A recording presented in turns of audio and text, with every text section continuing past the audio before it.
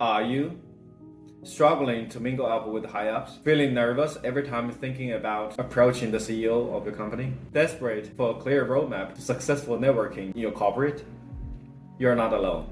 In this video, I shall share you a proven method developed and refined through countless failures and hard-earned successes over 12 years of working in a huge global company. These step-by-step strategies are designed for you to successfully connect with the senior leaders in your firm. No introductions needed. Are you ready to make a lasting impression and break through those barriers?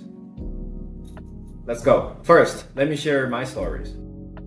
When I started at this global firm many years ago, my starting point is very low. I was hired into this entry-level position, and I suppose everybody understands how important networking is in a big corporate. I understood that too. So there is a clear incentive for me to network. I want to get more connections. I want to get more information. I want to get the opportunity to get to know some people who actually would appreciate who I am. And I want to move up in the corporate ladder. All natural, rational reasons. You want too much. The question then became how?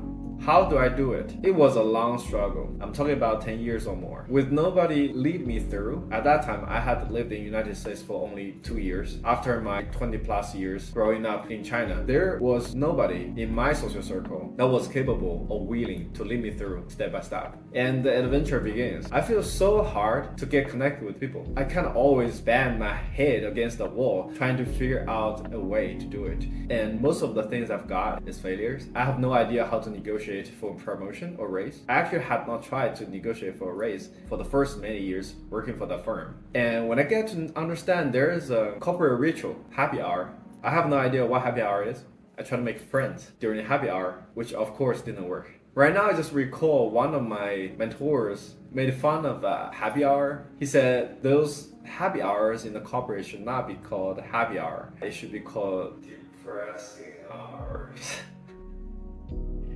It was definitely depressing hours for me. Cry like a bitch.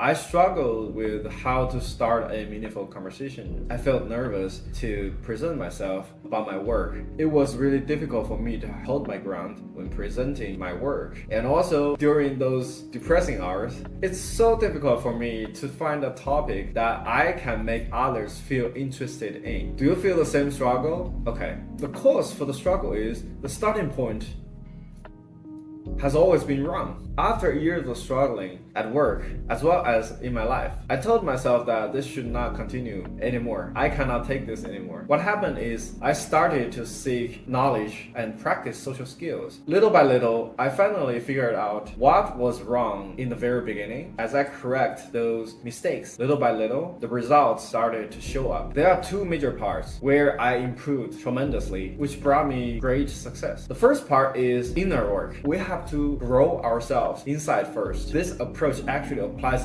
to a lot of the self-development area. It's called inside out.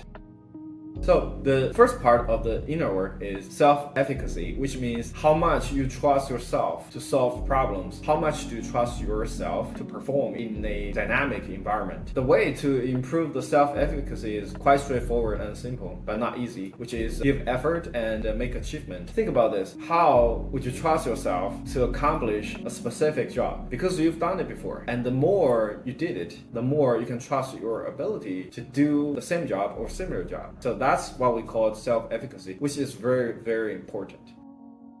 The second part of the inner work is called self-love. Each one of us is very fortunate to come to this world. The life is the best gift one can ever receive. Since we received this great gift of life, we all have the very basic right to enjoy it and to live it the way we want to. Yes, you have the right to love yourself. You have the right to enjoy life. You have the right to do what you want, to be who you are. And you have the right to enjoy every moment in your life.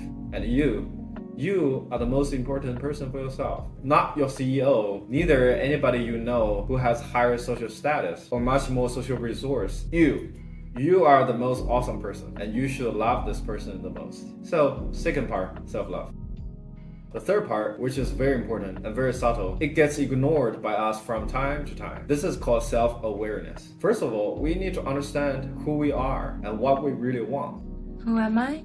Before we initiate any approach to anybody, we need to understand these questions. What do I truly want from this person or from this relationship? Usually the brain will give us a very quick answer, which is very general, very socially conditioned. For example, I want to get to know this person because this person is awesome, or this person is a manager because everybody else wants to know him. That's not real. That's not true. And that's not true self-awareness. I can speak for myself. The truly result I want to get from getting to know anybody is to learn from this person, which means gain knowledge, information, and advice to get my actual questions answered by this person. What I'm struggling with, what I might deal with that I try to find a solution which I could not find right now. And the third part I really want to know about this person is to find out if we are a good match to build a organic, meaningful relationship upon. And there's another critical part about self-awareness. When we engage in the conversation, monitor ourselves, do self-auditing and understand how we are feeling right now. What is the emotion? Are we nervous? And by acknowledge our emotions and our feelings at that moment, usually we'll feel more positivity and less of the negative emotions that naturally generates when we engage any strangers or people who have higher social status than us. The inner work is a gigantic topic where there are many elements in it. In general, it's usually framed as self-development, self-help, or self-growth. I highly recommend to read books, seek mentors, dedicate yourself into the development of it. So much so for the inner work. Now let's talk about the outer work.